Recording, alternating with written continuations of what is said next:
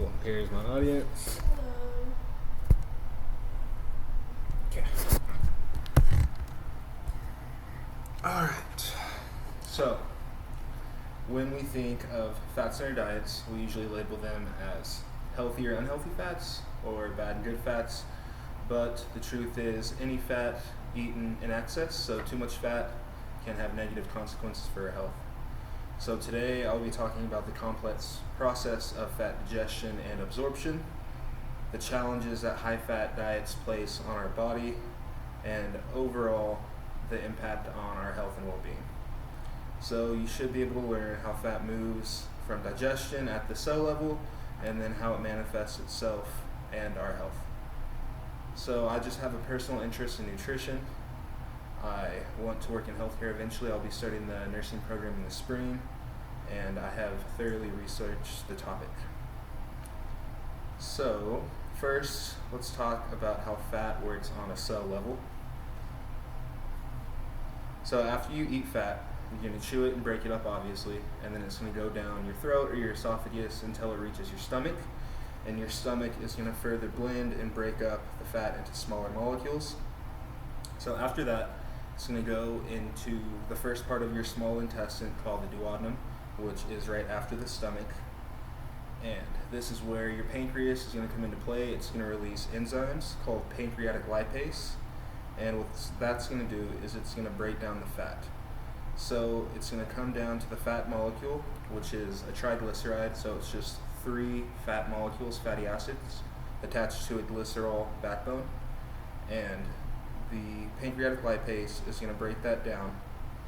So the remaining fat molecules that are broken up are then going to be surrounded by bile, and then after that a micelle is going to come and bring the fat to a tissue in our body called columnar epithelial cells in our small intestine.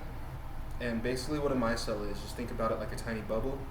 So when you eat something with fat, fat is not going to dissolve in water. Think of when you try and put an oil into water, it won't dissolve. So micelles are essentially just going to help the fat mix with water just enough so that your body can absorb it.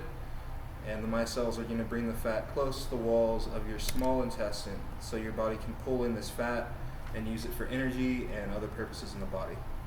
So micelles are just little helpers that make sure the fat from your food can get into your body.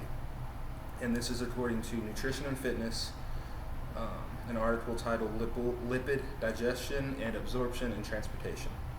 So now that I've informed you guys on how fat's broken down and absorbed, next we'll look at what happens when it's into our body.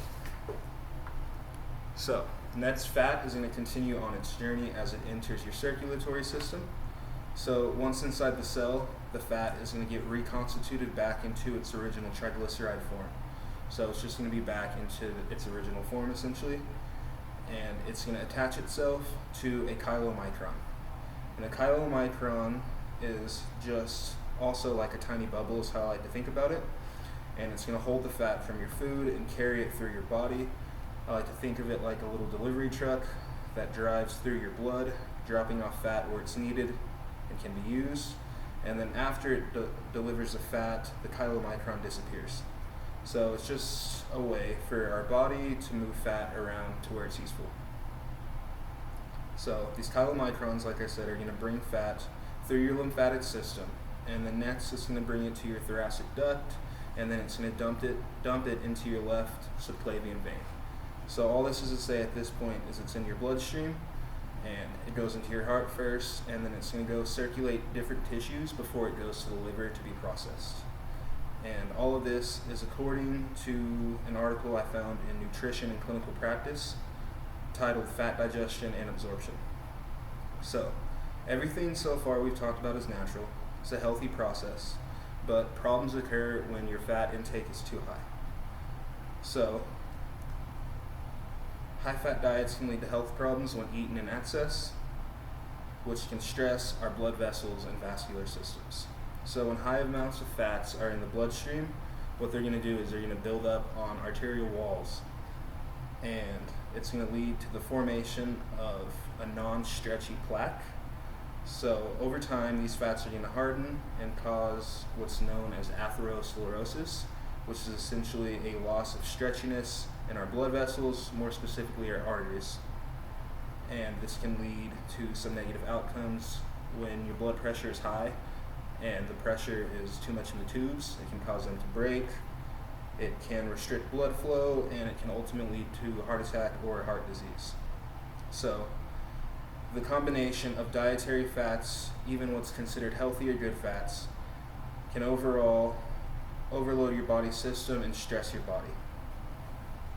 So, and this information is from Frontiers in Immunology, and then inflammation links between high-fat diets and disease. And that's everything. Thank you guys.